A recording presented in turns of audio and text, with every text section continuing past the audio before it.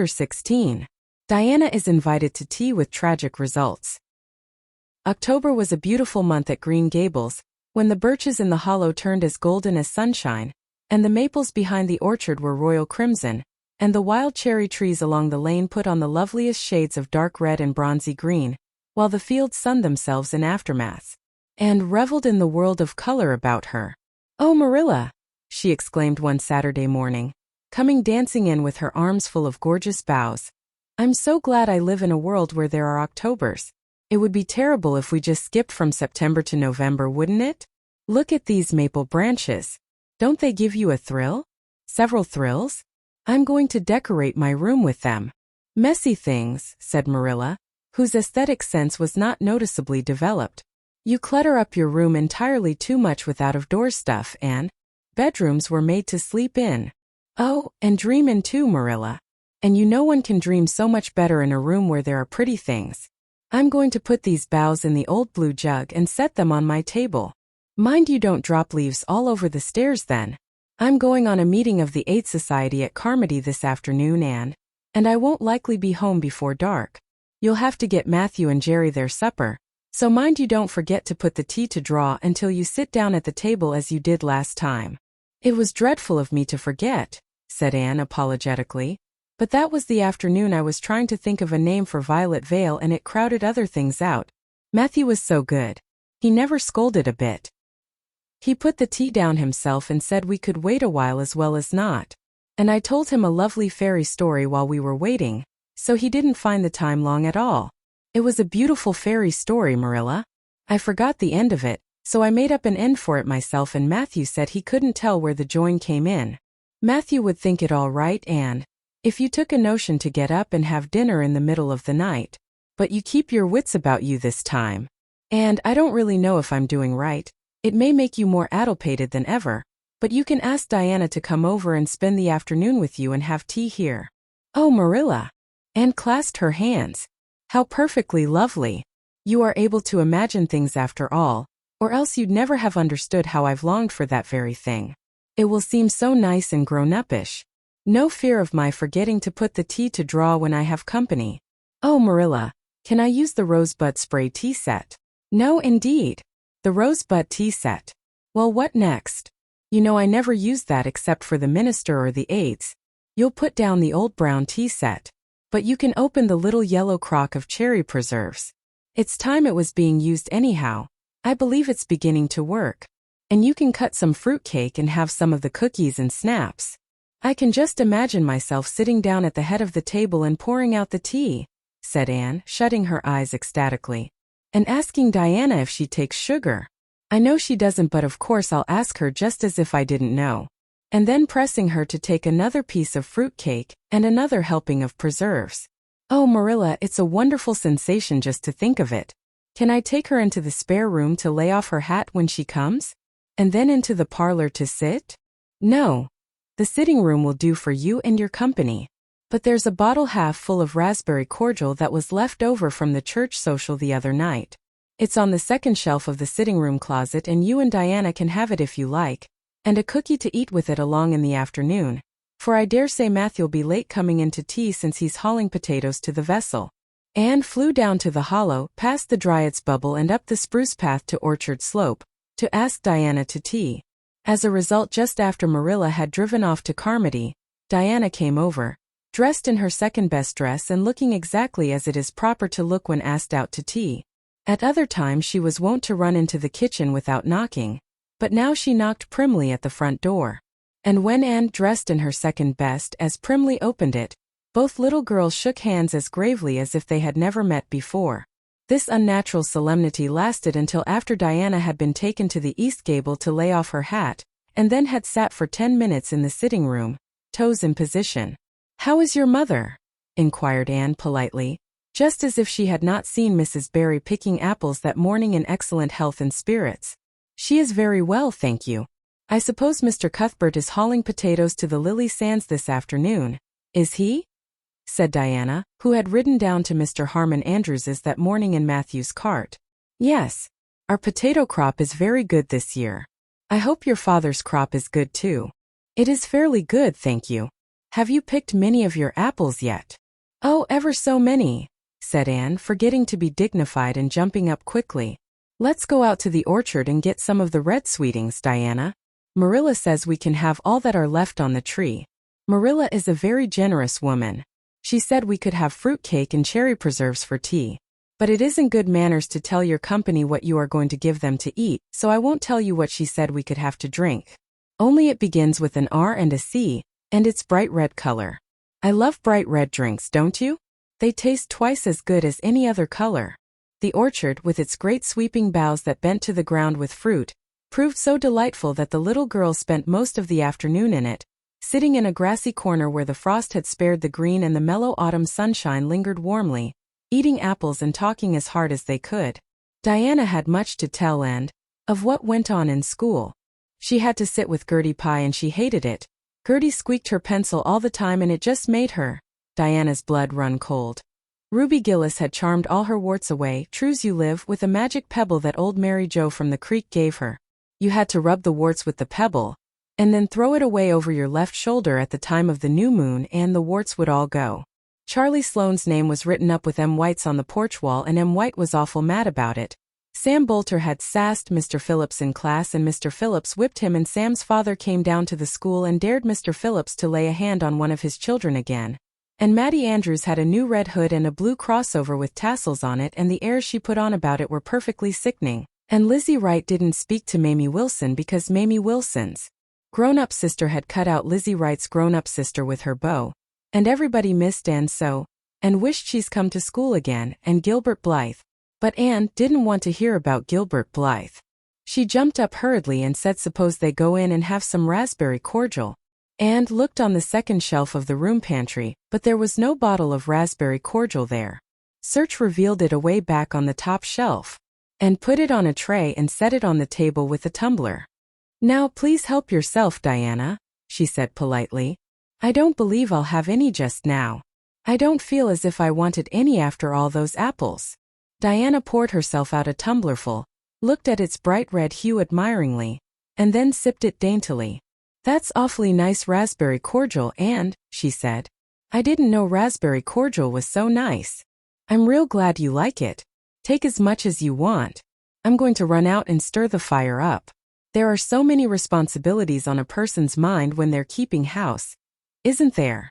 When Anne came back from the kitchen, Diana was drinking her second glassful of cordial, and being entreated thereto by Anne, she offered no particular objection to the drinking of a third. The tumblerfuls were generous ones and the raspberry cordial was certainly very nice. The nicest I ever drank, said Diana. It's ever so much nicer than Mrs. Lynde's, although she brags of hers so much. It doesn't taste a bit like hers. I should think Marilla's raspberry cordial would probably be much nicer than Mrs. Lynde's, said Anne loyally. Marilla is a famous cook. She is trying to teach me to cook, but I assure you, Diana, it is uphill work. There's so little scope for imagination in cookery. You just have to go by rules. The last time I made a cake I forgot to put the flour in. I was thinking the loveliest story about you and me, Diana. I thought you were desperately ill with smallpox and everybody deserted you. But I went boldly to your bedside and nursed you back to life. And then I took the smallpox and died. And I was buried under those poplar trees in the graveyard. And you planted a rosebush by my grave and watered it with your tears. And you never forgot the friend of your youth who sacrificed her life for you. Oh, it was such a pathetic tale, Diana. The tears just rained down over my cheeks while I mixed the cake. But I forgot the flour and the cake was a dismal failure. Flour is so essential to cakes, you know. Marilla was very cross and I don't wonder.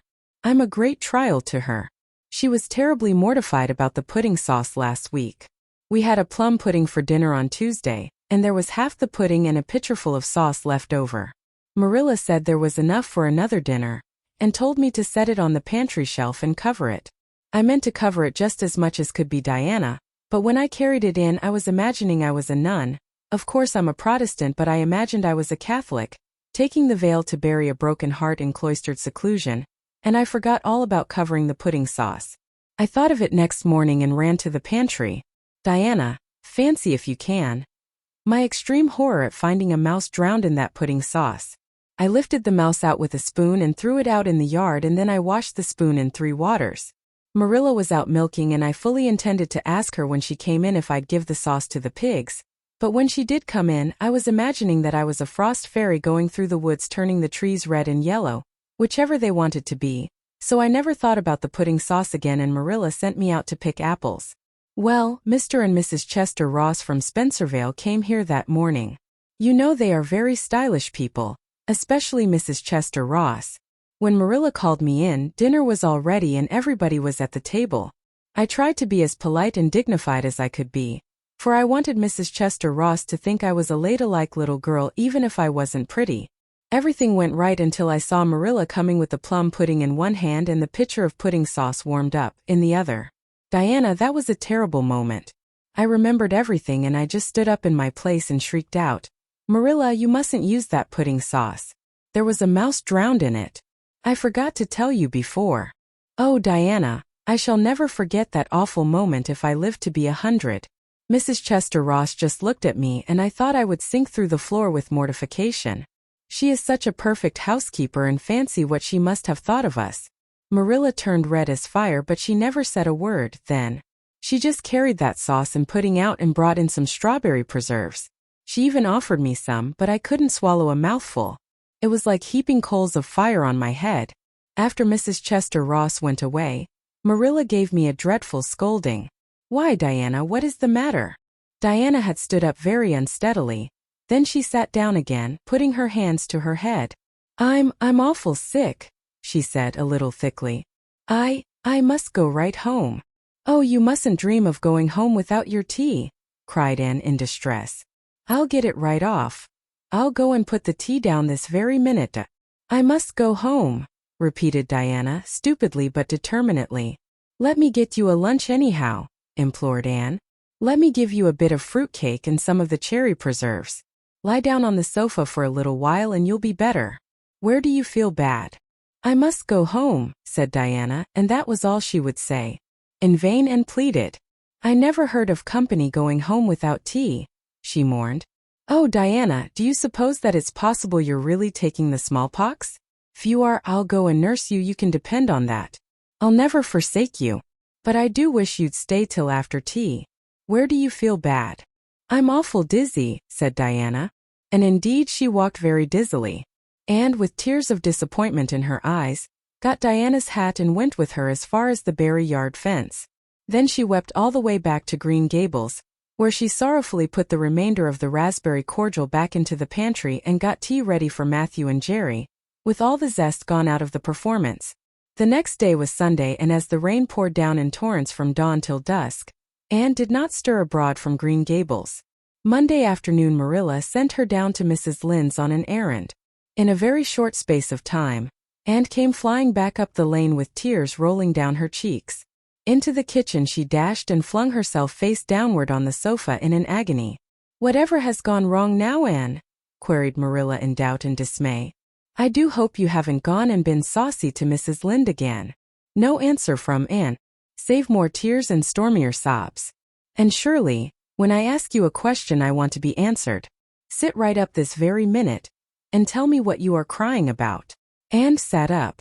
Tragedy personified. Mrs. Lynde was up to see Mrs. Barry today and Mrs. Barry was in an awful state, she wailed. She says that I set Diana drunk Saturday and sent her home in a disgraceful condition. And she says I must be a thoroughly bad, wicked little girl and she's never going to let Diana play with me again. Oh, Marilla, I'm just overcome with woe. Marilla stared in blank amazement. Set Diana drunk, she said when she found her voice. And are you or Mrs. Barry crazy? What on earth did you give her? Not a thing but raspberry cordial, sobbed Anne. I never thought raspberry cordial would set people drunk, Marilla.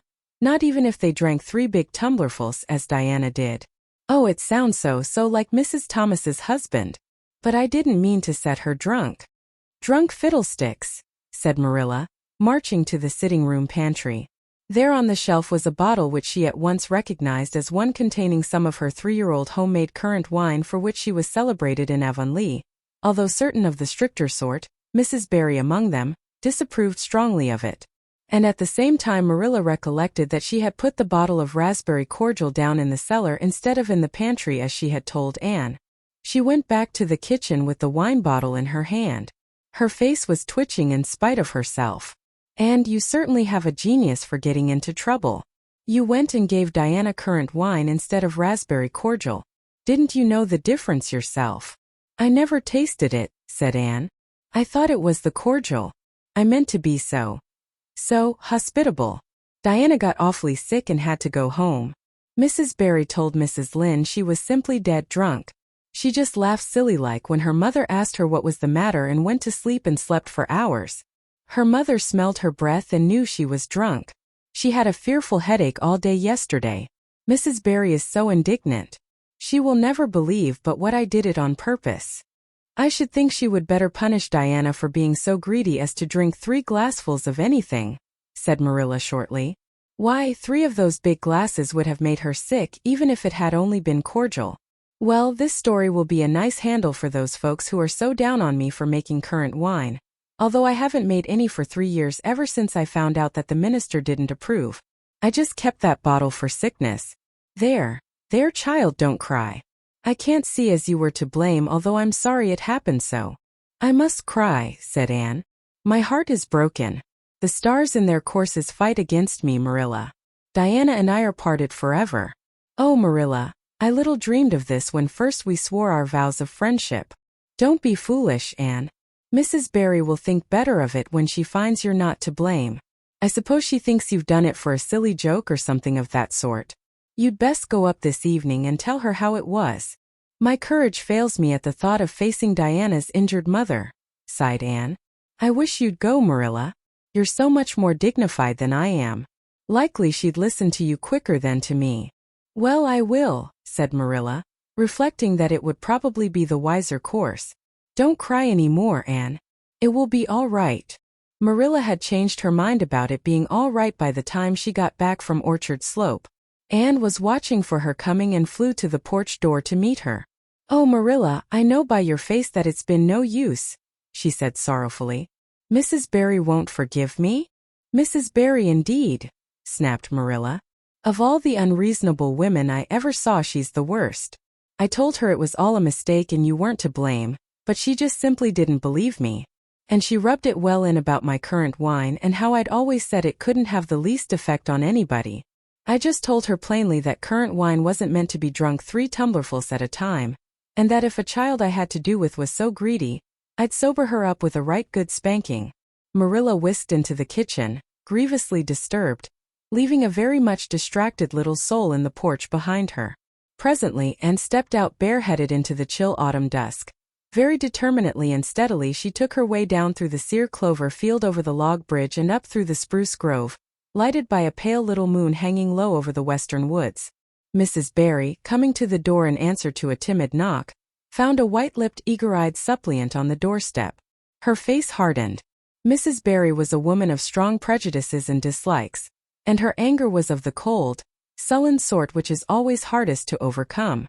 To do her justice, she really believed, and had made Diana drunk out of sheer malice prepense, and she was honestly anxious to preserve her little daughter from the contamination of further intimacy with such a child. What do you want? She said stiffly. Anne clasped her hands. Oh, Mrs. Barry, please forgive me. I did not mean to intoxicate Diana. How could I? Just imagine if you were a poor little orphan girl that kind people had adopted and you had just one bosom friend in all the world. Do you think you would intoxicate her on purpose? I thought it was only raspberry cordial. I was firmly convinced it was raspberry cordial. Oh, please don't say that you won't let Diana play with me anymore. If you do, you will cover my life with a dark cloud of woe.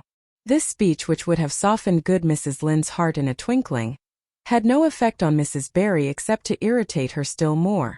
She was suspicious of Anne's big words and dramatic gestures and imagined that the child was making fun of her. So she said, coldly and cruelly, I don't think you are a fit little girl for Diana to associate with.